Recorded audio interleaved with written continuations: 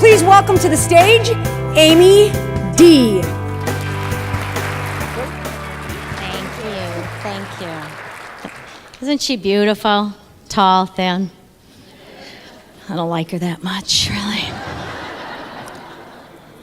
So, often we think that it's the big decisions that matter most, when in truth, it can be the really small choices that have the greatest impact. So one morning years ago, I was in a ballroom preparing for a keynote that I was about to get, and I was counting handouts. And suddenly I realized that I was 7 handouts short. And that's not a lot, no big deal, except for I knew the meeting planner really wanted everyone to leave with a handout. And so I started speed walking down the hall to find a copying machine. And I'd like to tell you that I was elegantly speed walking, but that's sort of an oxymoron. That's like plus size skinny jeans, you know, it just doesn't quite fit. And as I was speed walking down the hall, I heard some woman's voice yell, "Honey, you wouldn't be wiggle walking like that if you could see yourself from behind." Let's just say this was not the day to wear my Sears Big Blossom underwear, okay? Not that there's any good day for that, but. And so suddenly I see the restaurant where I'd had breakfast that morning, and I remembered that there was a copying machine behind the hostess desk. So I race into the restaurant, and there's a woman standing back there, a young woman, and she has her hair in a high ponytail, and she has her back to me because she's folding silverware into these white napkins. And I race in and I say, I'm so sorry, but I really need your help. I'm really in a hurry. Can you help me? And time just stopped. She didn't turn around. She didn't look at me, nothing. And I'm thinking, am I invisible? Am I being punked or something? So I said a little louder, "Excuse me, I'm really sorry, but I'm in a big hurry and I really need your help." And she looked at me out of one eye. And she said, "I'll be with you in just a sec."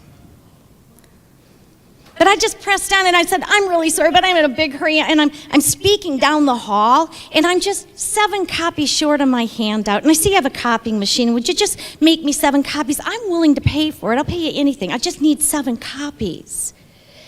And she said, "Well, I'm not sure."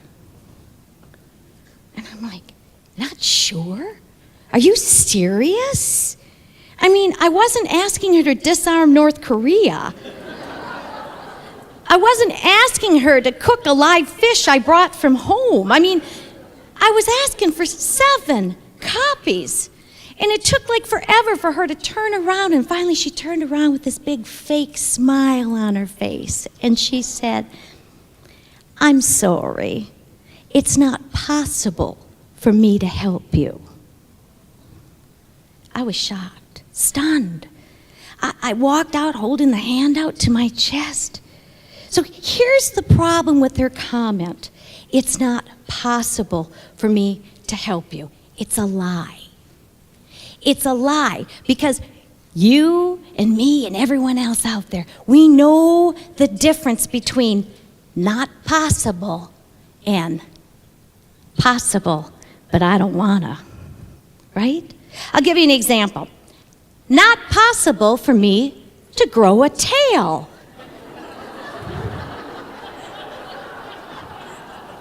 Not possible. Not possible for me to have a baby. Too old. Not possible. Apparently, it is now possible for me to grow a beard.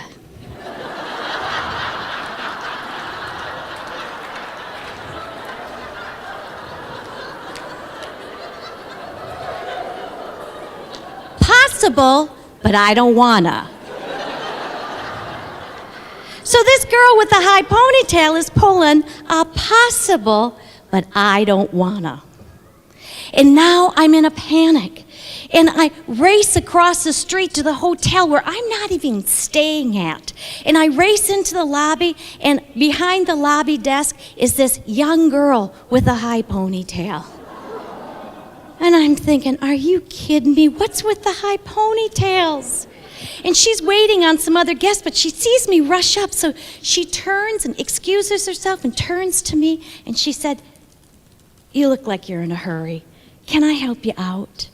And her name was Beth. And I said, "Oh, Beth, I'm so sorry, but I'm at the convention center across the street, and I'm just 7 copies short, and they won't make me 7 copies at the hotel restaurant, so will you just run me 7 copies? And Beth said, "Well, yes, I will. Of course I will." And she took my hand out, and she went in the back, and she came back with a stack of copies. And Beth said, "I made you a few extra just in case you need them." I was so overwhelmed. I gave Beth a big hug. And she hugged me back because she felt good too. And she gushed, "It's good to be good." And then I looked over at the guests in the lobby who had witnessed this act of kindness, and they were all grinning from ear to ear. It's good to be good. Later, I went back and I did my speech, and it was one of the best speeches I'd given in my history of speaking. And it was this talk about the power of choice. And I had just seen that played out with those 2 women that morning. 2 women who, in that moment, had power over the reputation of their hotel with just 7 copies. 7 copies, and 70 cents was the difference between losing a customer and gaining a loyal customer. Because every time I spoke in that city again, I stayed at Beth's Hotel. And every time, every meal I ate, I ate at the restaurant in Beth's Hotel. 14 months later, High Ponytail's restaurant closed. And I wasn't surprised. I wasn't surprised. I think it was the 7 copy choice that made the difference. The difference between "I don't wanna" and "yes, I will." Someday,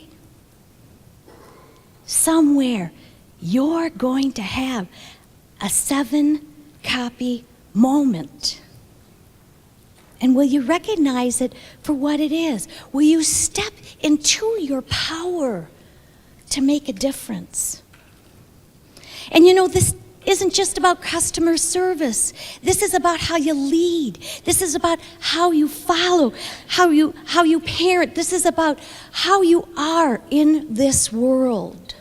And it's not going to be about 7 copies.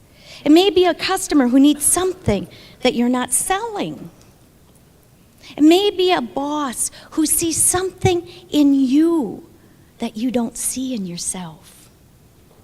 It may be a patient who isn't yours, but who in that moment needs you. That moment where you will have the power to make a difference. I want to share with you what I learned as a business owner in Norway. I started a business making photo calendars. The first year we made $1,000 worth of calendars. Within 3 years we were making over $1 million worth of calendars. And that is because every employee I had lived and breathed that 7 copy choice. I want to share with you what I know as a psychiatric nurse, and about the brain and about behavior and how that factors into our choices. Because when it gets down to it, it's all about choice, isn't it? So the Dalai Lama once said, if you think you're too small to make a difference, try sleeping with a mosquito. I'm Amy D. And I want to help you remember your power and find those 7 copy moments. Thank you.